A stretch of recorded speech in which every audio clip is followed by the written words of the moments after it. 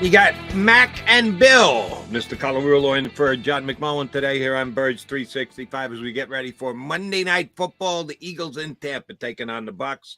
We're going to talk about that and a whole bunch of things that happen in the National Football League with National Football League writer for CBSSports.com, Mr. Jeff Kerr. You out and about yesterday, or were you in front of the TV taking in all the not only outcomes but some pretty big surprises around the league yesterday, Jeff? Yeah, I was down in front of the TV yesterday. No games for me this week, Jody Mack. You and me both. Yeah, so I got the whole witching hour, the NFL Red Zone. I had on the Patriots-Jets game for a bit, then I had on Falcons-Lions, and then everything kind of went crazy in that 3 o'clock, 4 o'clock hour, and I pretty much just parked on Red Zone the rest of the day. Good job, and thank you for jumping in with us today. But before we go around the league, do want to get a couple specific thoughts on Eagles and the Bucs tonight. Eagles are 2-0. There's only 2 3-0 teams in the whole National Football League, and while they haven't been awe-inspiring victories the first couple of games, Eagles find a way to win tonight. Anybody got anything negative to say about the way they get to 3-0, or did you just go, hey, 3-0 is 3-0, and there's only 2 other teams in the league that have done it? And both Eagle fans and Eagle players should be very excited about the fact that they're 3-0. Or do style points count for you tonight against the Bucs, JK? I was never a big style points guy. Your record is what it is, and I know the Dolphins have looked very impressive. I know the 49ers have looked very impressive in getting to be 3-0, but look at what the Cowboys did yesterday. They were very impressive in their first 2 games, but I tried to tell people, well, Daniel Jones isn't exactly that great, and you got the Jets on the short week with Zach Wilson. So you were probably going to win that game anyway, and they should have won yesterday. And I think Cowboys proved you attack Micah Parsons, you run the ball off them, you can beat them if you get them from behind. So there's always something to expose. The Patriots kind of exposed the Eagles a little bit, and the Vikings tried to copy with Brian Flores. So I'm curious to see what Todd Bowles does. But these teams just don't have the personnel that the Eagles have. That's why the Eagles are 2-0. So to me, your record is what it is. Yeah, you mentioned you're curious to see what Todd Bowles does tonight, and that's what I wanted to ask you. We know a couple years ago in that wild card playoff game, Bowles blitzed Hurts over 50% of the time, and it actually caused 2 interceptions against the blitz.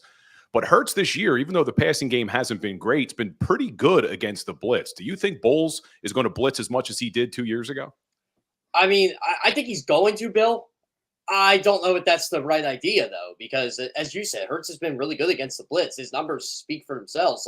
Like his problems are when you're dropping 8 back into coverage and you're taking away the running lane. So maybe Bowles tries that, but if they don't have Carlton Davis tonight, that's going to be a problem for Tampa Bay. But if Bowles wants to blitz him, I don't think Hurts is going to take off. I think that's actually going to help A.J. Brown, Devonta Smith, because Bowles likes to do a lot of zero blitzing too. And I think that's where Hurts is kind of exposing these defenses a bit. So in my eyes, I think he is going to, at least early in the game. But long term, I don't think that's going to be the best idea. Well, you're going to have a difficult time running the ball against Tampa because Vita Vea is Vita Vea. He's just that good and deters basically all of Tampa's opponents from trying to run the ball against him. Do you think they push it even more and drop even more guys in? When you've got a Vita Vea, doesn't that give you the ability to drop more guys in coverage? And the Eagles looking at the same type of defense tonight that they did against Minnesota on last Thursday? Yes and no. I mean, obviously, I'm sure you and John have talked about Vita Vea all week, just like I have. But I think not having Cansey kind of supports those plans a bit. I think you can run on the outside on this team. But I think for me is, I know every Eagles fan in America seemed to want Devin White for like a month.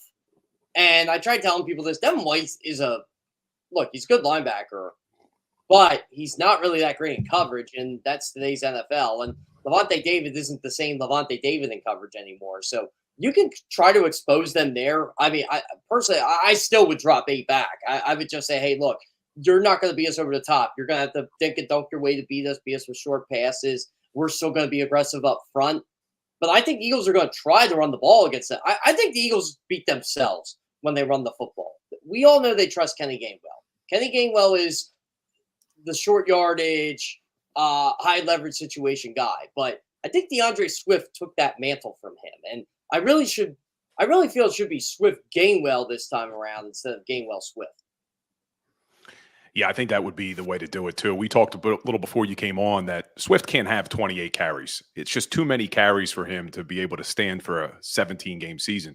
But you mentioned a little bit about Levante David and Devin White, and everyone talks about how good they are as linebackers because they are. But I went on Pro Football Focus, and not that that's the end-all be-all, but they have those guys both rated as two of the lowest graded linebackers in the league through 2 weeks. Are you seeing that as well, that they're not playing as well as they have in years past? Yeah, I'm glad you mentioned the Pro Football Focus thing. I'm like you, Bill. I don't consider it the Bible, but I mean, if you're watching some tape on them, they haven't looked great. I mean, the stats are probably gaudy because everybody's attacking them, but at the end of the day, they're just not the same types of play. Like White's still a young player. Like he still can get to the football, but David's not. He's a future Hall of Famer, but he's not the Levante David we've come to know from 2016, 2017. I noticed that watching Bobby Wagner yesterday. I'm like, whoa, Bobby Wagner's not Bobby Wagner anymore. He's still a starting linebacker in this league, but they're replaceable. I don't know. It's to me, I don't want to go by the whole Pro Football Focus grade, but I feel like that's a weakness in the defense you can expose because testing that secondary is something I probably wouldn't want to do every day. Like them being able to keep Jamel Dean this all season was probably one of the biggest moves for them. Antoine Winfield's a really good player. He's a ball hawk. If you're going to expose Tampa Bay, I feel like A.J. Brown, Devonta Smith, Dallas Goedert, middle of the field. This is why I'm kind of upset Wes Watkins isn't playing tonight. So maybe tonight could be a Omalai Zacchaeus game. No, yeah, hopefully we get Olamide actually giving them something because he hasn't given them much in the first 2 weeks. But I do have to hit pause here on the talk about the Bucs linebackers. If PFF doesn't have them rated highly, so be it. They've both been in the league for years. One of them you called a potential Hall of Famer down the road and made Pro Bowls and the like. Tonight, starting at linebacker for the Philadelphia Eagles is Ian Cunningham, who was unemployed in August, sitting on the street waiting for just some team to pick him up, and Mr. Morrow, who was on the street a month ago when the Eagles cut him, and no one picked him up. And he had to wait and wait and wait. All right, nobody's going to give me a job. I guess I got to go back to the Eagles practice squad. So he does. He gets elevated. Now he's got the green dot. We really don't want to compare the starting linebackers of the Bucs to the starting linebackers of the Eagles, do we? I'm just saying I wouldn't. I'm going to put this as nice as I can. I think Devin White and Nicholas Morrow, coverage-wise, Nicholas Morrow is probably better.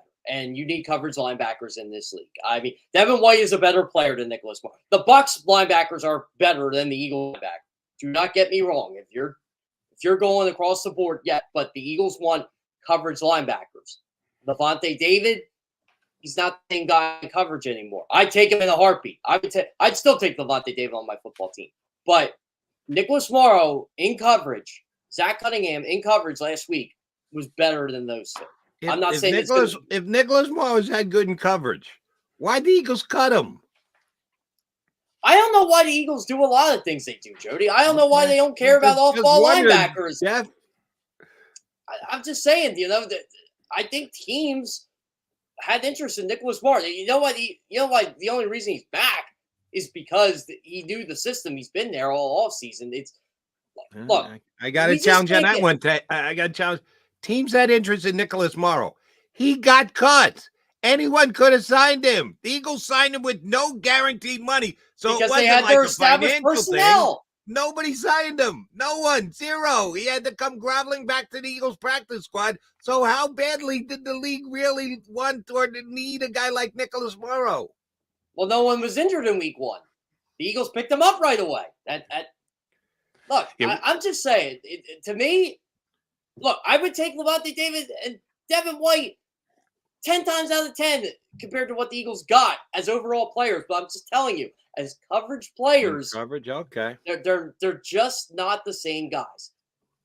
Yeah, we'll see how long Nicholas Morrow can play like that. But I agree with you, Jeff. If you look at the tape from last week, he played really well against the pass, as did Zach Cunningham, something that Christian Ellis wasn't able to do. And I think that's why you didn't see Ellis get that many reps.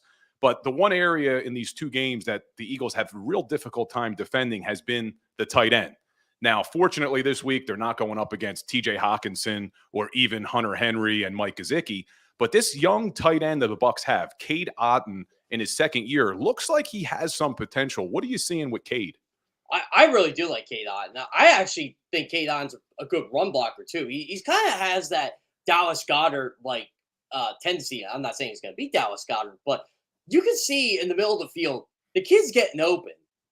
But Baker Mayfield has been really careful with the football and really smart with it, too, because he's going to the two guys he knows that can get it, Mike Evans and Chris Godwin. But Cade Otton has been a pretty good security blanket for him early in the season, even though he's not thrown it to him as much. Baker Mayfield's passer rating is like 130 when he goes to Evans and Godwin, and it's like 60 when he goes to anybody else. So, and he hasn't thrown a pick yet. He hasn't turned the football over, but I think that's the game plan tonight, Bill, as you mentioned. Maybe Cade Otton could get him out of that, but this team really misses Russell Gage. He's lost for the season. They knew they weren't going to have him, but through two games, it's okay. The Vikings can't cover Mike Evans and Chris Godwin. We're going to them. The Bears certainly can't cover Mike Evans and Chris Godwin, so we're going to them. So I think that's going to be the test tonight, especially with the Eagles having Mario Goodrich or James Bradbury, whoever they're going to put in the slot. I think they're going to put Chris Godwin in the slot and say, here, go beat him. We like to look at everything through eagle-colored glasses as well. We should, specifically when it comes to the offense. But on the other side of the ball, the Tampa offense trying to run it against the Eagles defense.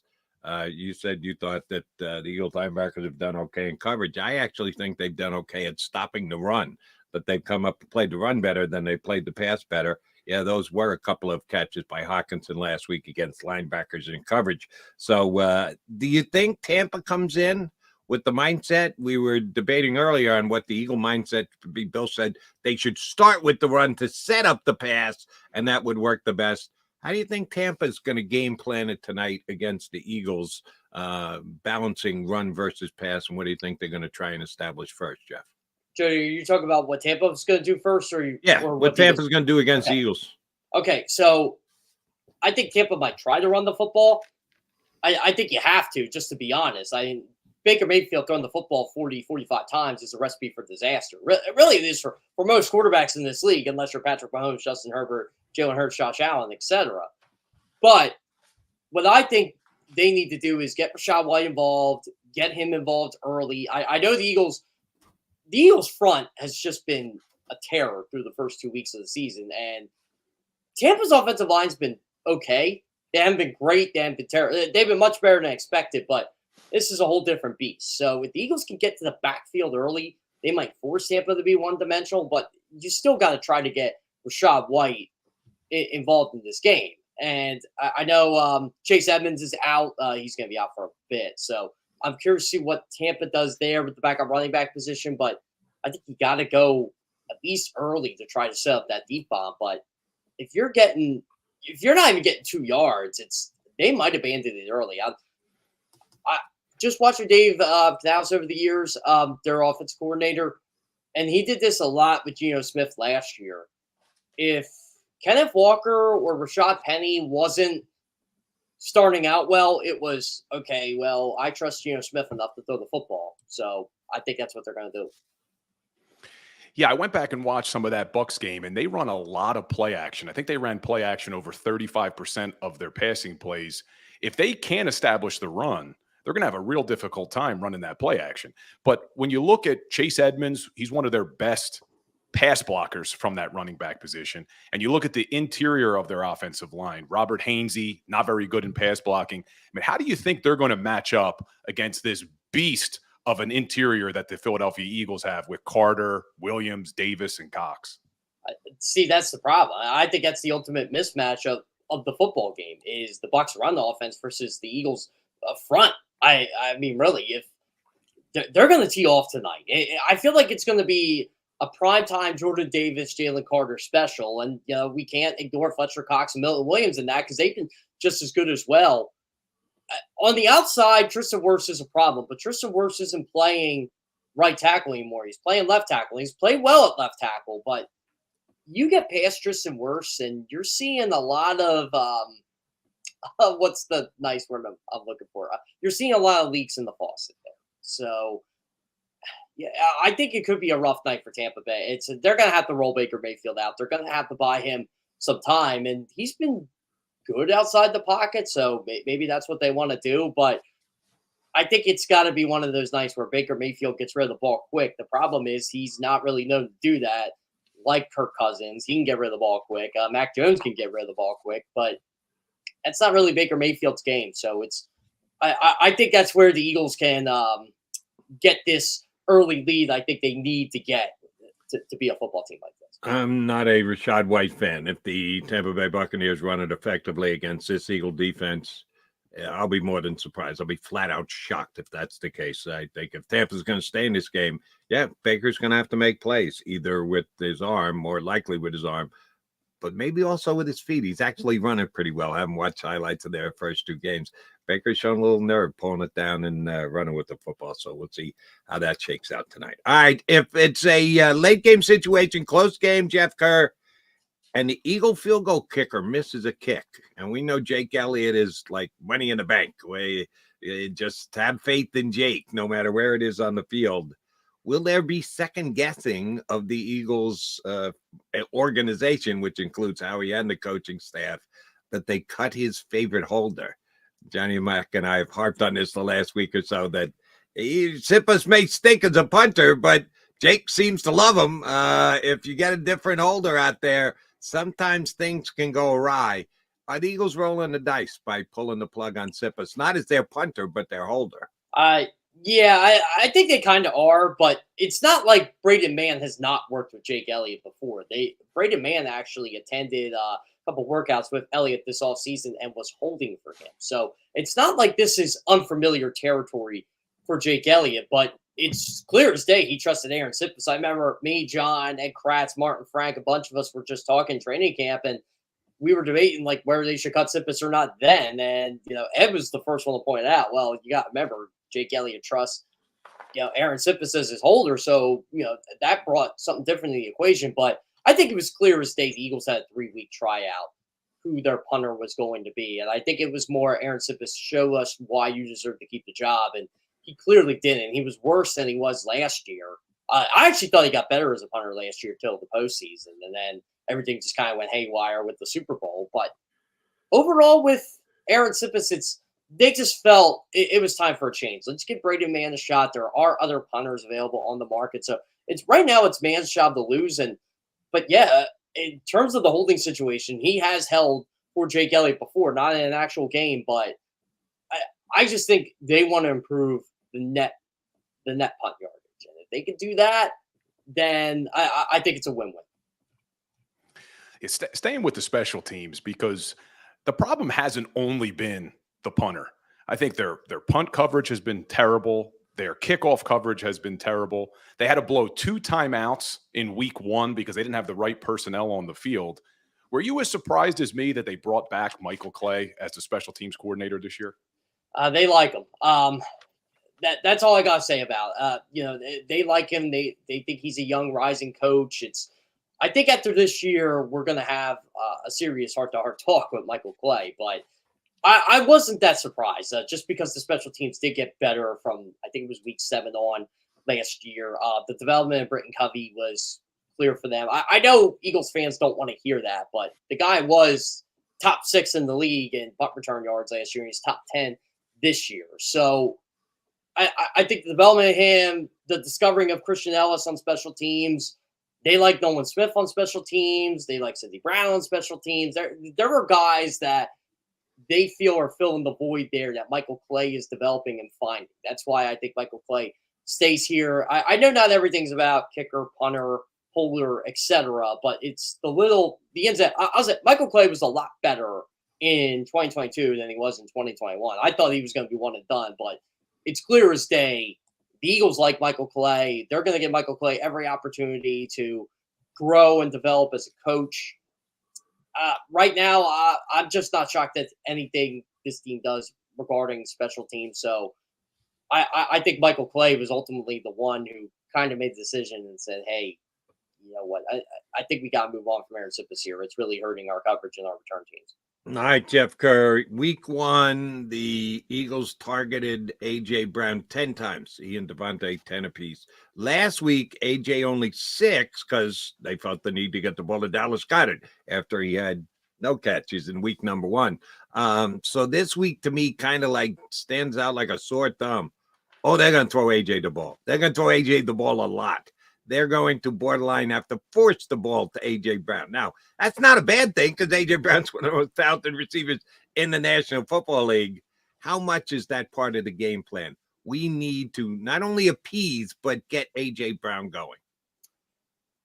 I thought they tried to force feed them last week. I know A.J. Brown tried to shut down that narrative, but the proof's on the tape. They went to him for a touchdown. That should have been a touchdown. I still don't agree with the hold on Rashad Penny. Then they went to him again. They went to him 3 out of the next 4 pass plays. So clearly something had to do with A.J. Brown and his target share last week, or just him not having a good day catching the football. Whatever it was a deal that week. I don't think it's going to be a big deal long term, but I think tonight's the night you do force feed A.J. Brown. I think he has a good matchup against Jamel Dean or Carlton Davis. I think it's going to be one of those, you go over the top to him, he's going to make a play just because of the size advantage, just because he can get physical with both of them. And if Davis don't play, you really do go to A.J. Brown. And Devonta Smith will probably be another recipient of that as well, just because you're not going to have both cornerbacks there. But, yeah, I think tonight is the night where you target A.J. Brown. He'll be happy. You'll be happy because you're going to be putting points on the board. But I still don't think – I still say this whole thing's a nothing burger. I wrote about that for CBS after the game on Thursday night. The only issue I had was how the Eagles handled it because they tried to deny it, and then it's like, well, Nick, you were right there. And then, well, what goes on here stays on here, and A.J. Brown not showing up at his locker. All he had to do was say what he said last week that night. I mean, you had plenty of time to calm down after that, but he was gone. But besides that, I still don't think it's anything. Yeah, these guys have such a good relationship. I didn't like it either that they then started to force feed A.J. Brown, especially when the running game was working so well. But it doesn't make me nervous about Hurts and Brown's relationship. You know, these guys are actually good friends. You know, sometimes that quarterback wide receiver relationship gets overblown, but these guys are really, really good friends. But looking at this Bucs offense, one of the things that's been crazy through 2 games, they've committed 0 turnovers and they've only given up 1 sack. What do you think changes tonight? Do the Eagles get turnovers? Do they get sacks, or do they get both? Well, it's funny because the Eagles have 7 takeaways through the first 2 games of the year, and they're not getting home as much. I actually think they're going to get more sacks than what they've had through the first 2 weeks. You got guys like the first week, Jalen Carr took over the game, even though he only had 1 sack. Josh Sweat took over last game. He had 5 quarterback hits, but what did he end up with, Bill? Do you remember off the top of your head? Was it a sack? Was it 2 sacks? I'm trying to remember what. I think Sweat had a sack. Yeah, so you're not seeing the big gaudy sack numbers yet that you did last year, and it's very hard to repeat that. But I think tonight's going to be the night, and kind of like last year. Remember when they played Washington week 3, all of a sudden they got 9 sacks? I think tonight's going to be the night where they have like 5-6 sacks, and you're going to have Joe Buck and Troy Aikman talk about, oh, there's the Eagles defensive line, and that's the defensive line we've been talking about. So I don't know if Tampa's going to turn the football over frequently like Minnesota did, like New England did, but I think it's going to be one of those nights where they're going to have a lot of 3rd and longs because, you know, they're just finally going to get home. It's when you're getting that much pressure on the team, you're going to put up the sack numbers at some point. All right, JK, need your take on this. Bill and I started the show with this because it's been a point of contention between me and John leading up to the week. Percentage of snaps James Bradbury will play in the slot tonight against Tampa Bay. It'll be 0. Will it be 75? If they're moving him in there, it's going to be for most of it. If they're not going to move in there, going to leave it. It's probably going to be a combination of pick and choose, matchup spots and the like. How often do you think Bradbury ends up in the slot tonight? I think we're going to see a lot of Chris Godwin in the slot, so I'll say over 50%. Wow. I don't think they want to put Mario Goodrich in that situation all the time. And if they put Godwin in the slot, I think you're going to see Bradbury move in there, and I think you're going to see some Josh Jobe on the outside. Now, Goodrich is still going to play a lot. They trust him, but there's a big difference between Chris Godwin and what's the rookie they got on Trey Palmer. I think there's a big difference there. 50. That's a big number. Yeah, Johnny Mac tell you be much less than that. I'm saying more than John thinks, but I don't know if it'll get to 50. That's a good number. Very interesting if it plays out that way. I like your nerviness, Jeff. Yeah, Jeff, and if you think Bradbury goes to the slot with Godwin, are you thinking Slay's following Evans around on that defense? I think, yeah, Darius Slay's going to have to travel tonight. There's no way you can just let a Josh Jobe on Mike. I'm sure that's what they want to do, but they have had Slay travel. It's not like Slay's like Trayvon Diggs or Stephon Gilmore. They have to play one side of the field. You know, they're moving around. I think that's going to be the big difference with Sean Desai this year. You're just going to see him do a lot of things matchup based. And the Eagles know their pass defense has not been good through the first 2 weeks. Now, granted, a lot of this was after it was 27-7 against Minnesota, and they had to throw the ball. Same with New England because they build early leads. But I think you're going to see a little bit different strategy tonight. They've had 11 days.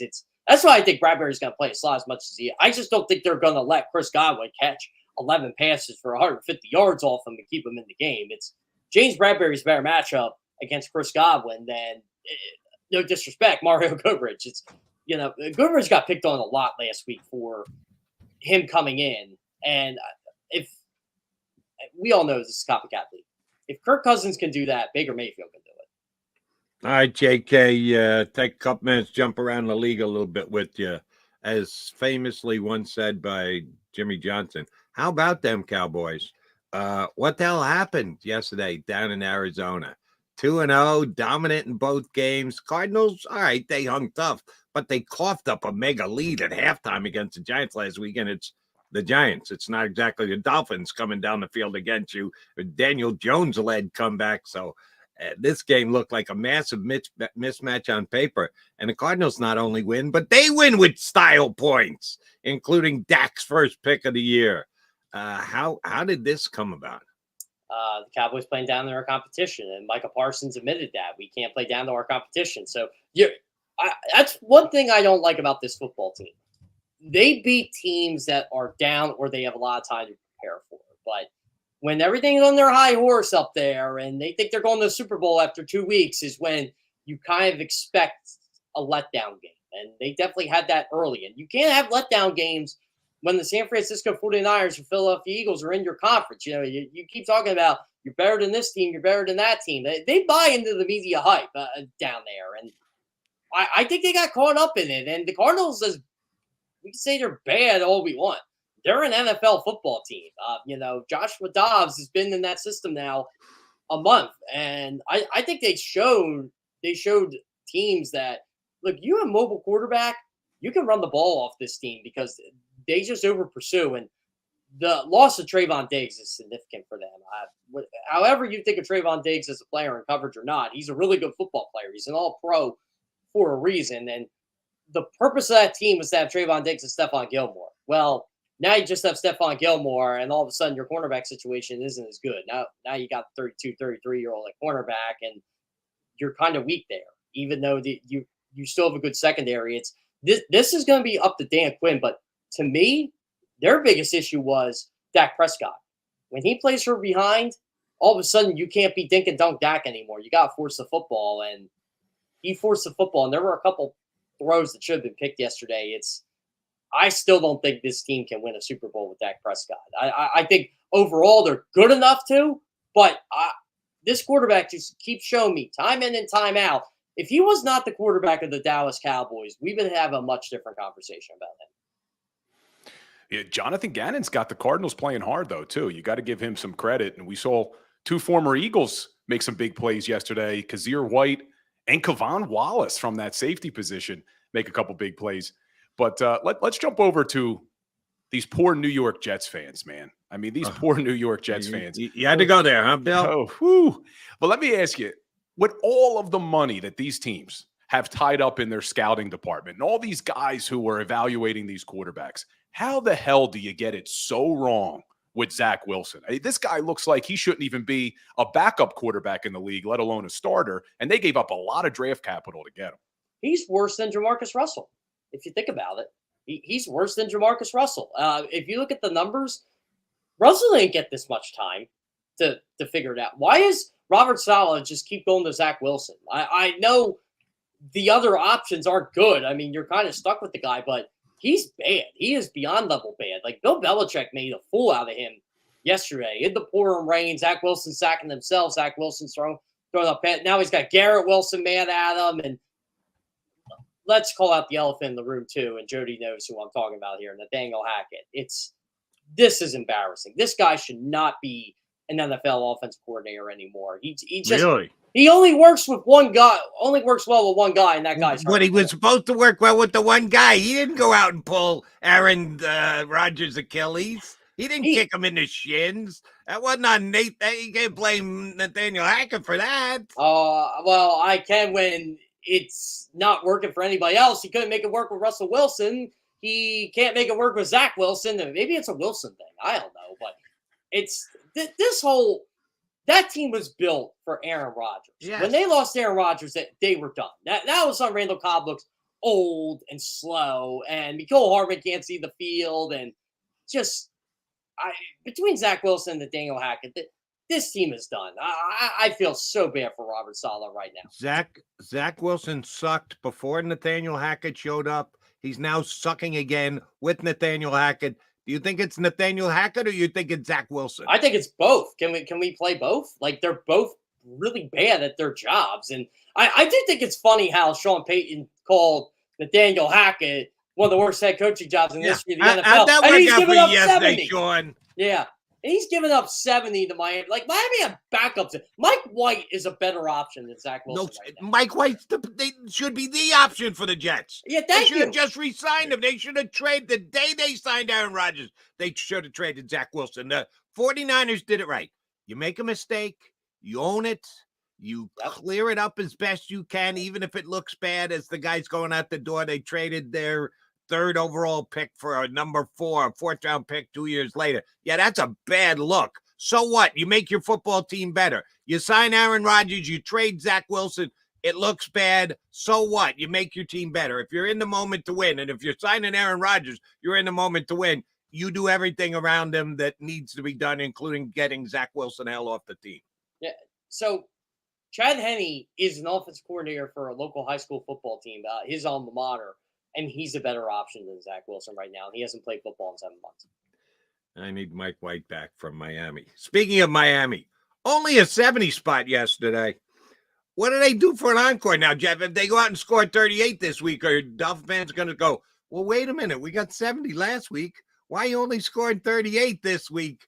They set the bar pretty damn high. How impressive have the Dolphins been through 3 weeks? Oh, man, I love this Miami offense. I mean, we got to remember, they didn't have Jalen Waddle yesterday, and they put up 70 points. So I've been saying this all year. As long as Tua is healthy, that team is going to be a problem. They were a problem last year when he was healthy. When he started having the concussion issues, which I believe was week 4 on Thursday night, that's when things kind of slowed down for them. But this is an offense. You can compare them to the greatest show on turf. They just have weapons across the board. Their offensive line has been playing really well. They've been protecting him, but man, Tua can throw a deep ball, and Tua can make those throws 10 air yards or more. It's fun to watch him grow. It's fun to watch how Mike McDaniel kind of uses that zone run offense, that zone read, and just it doesn't matter. Devin, I can never pronounce his last name. Devon, sorry, Devon. I always forget how to say it. The rookie.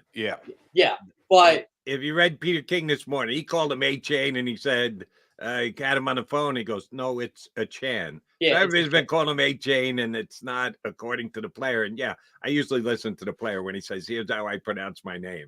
Yeah, that's what I do too. I haven't gotten to interview him yet, obviously, but I remember coming into the draft. I'm like, well, this kid can fly. I'm like, he would actually be a good fit in a Dolphins uniform. And really? Yeah, lo and behold, he only had like 4 carries the first 2 weeks, and it was like 10 yards. All of a sudden, he runs for 208. And no one on the Broncos could. There was a play, I think they did a still shot of like there were 8 Broncos on the ground after he was done with them, and when he took off for that one touchdown run. But that kid can ball. They're deep at running back, and they don't need Jeff Wilson when he comes back here. I think they should tell him to hit the showers. They won't do that, but everybody's worried about the Dolphins at running back. I'm like, well, Raheem Mostert's still good. Like, if they play a chance, it's going to be the same thing. So I love this team.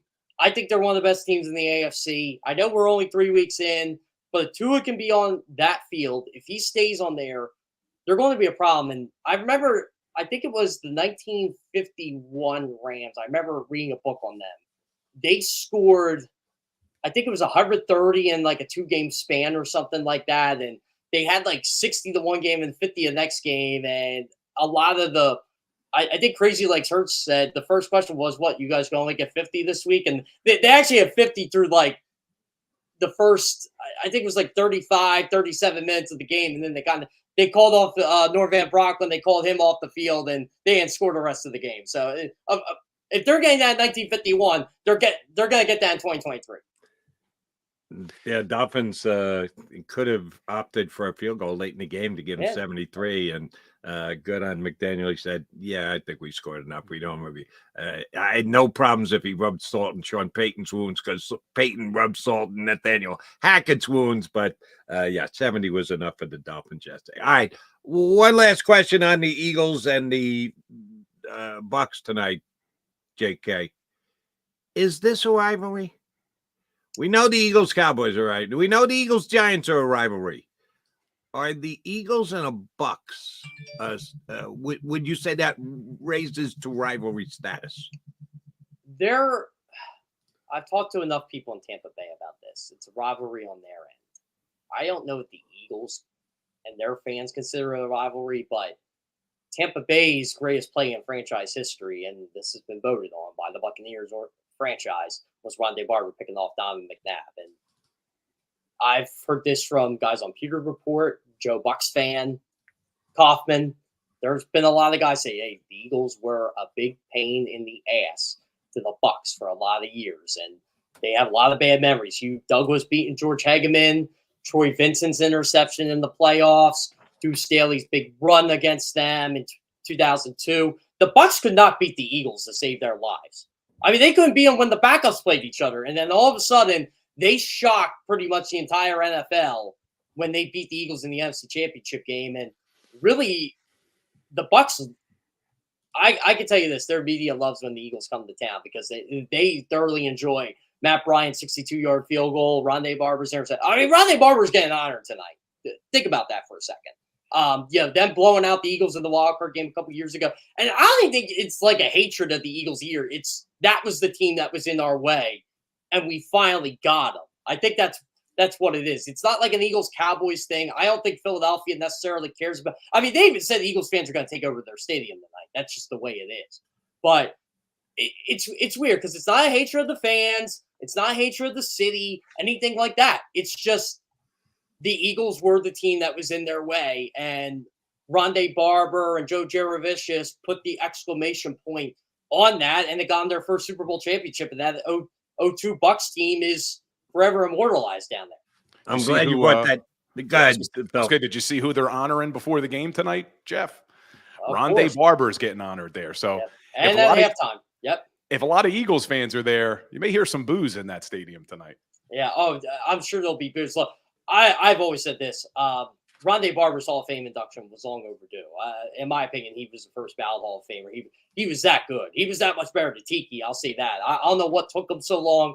I think it's a secondary thing. It's the same way with Dawkins. I know Dawkins got in on his third year, but I'm like, really, you got to wait 3 years to get these guys in. Like, he was just as good as Palomalo and Reed back in the day. And that's how I felt about Rondé Barber. He was dominant cornerback, dominant safety, part of the more dominant defenses in the NFL during his time. He was a perfect Tampa 2 type player.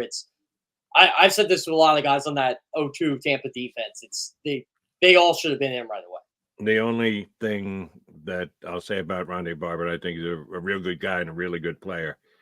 he wasn't as good as Eric Allen. Eric Allen's still on the outside looking in. Well, Eric Allen should be in too. I know. I do not understand how Rondé Barber's in and Eric Allen isn't in the Hall of Fame. But again, we could spend 40 minutes talking about that. Last thing you mentioned in one name, Joe Jaravicious. Shame on me, I'm having a senior moment. That to me is the play I remember more. The play that hurts more, even more so than the Barber interception. Who was the DB who took the bad angle on that play? Well, I remember Barry Gardner was the one trailing. I think it was Blaine Bishop that took Blaine Bishop. Bishop. I think it was Blaine That's Bishop. exactly who it was. He took a terrible angle. Yeah. Just a god-awful angle on him on the play. Yeah, Barry Gardner's going to cover Joe Jaravicious. I never held that against Barry Gardner. Linebacker outside playing a pretty good running wide receiver. No, that was on the DB. That was on Blaine Bishop. You know what's funny? I could talk to Blaine Bishop today in Nashville. He hosts an afternoon radio show in Nashville. Does he? He would tell you firsthand. Yeah, oh yeah, that was on me. Like, he loved his time in Philadelphia, but he said after he got that, I think it was a foot injury or an ankle injury, he just wasn't the same player. And he was like McNabb. I think he came back too soon. I still will defend Donovan McNabb in that game just because he was still coming off, and I've heard this from multiple people. He was still not 100% from that broken leg. So it's a rivalry. Thank you for confirming that for us, Jeff Kerr. It'll be another chapter tonight, Bucks and Eagles. JK, a pleasure. We'll talk to you again next week, brother. Sounds great. Thanks, guys. Thanks, Jeff. Kerr, CBSSports.com. Check him out online. Does great stuff covering all the NFL leading up to the weekend's games and then afterwards with analysis thereafter. And he's good with us here on Birds 365 on a Monday. Bill Colarulo in for John McMullen. So you got Bill and Mac here with you on Birds 365. Quick timeout, come back, talk a little bit more about the game. And Rob Motti from the Associated Press to join us in about 15 minutes from now. So stay right there.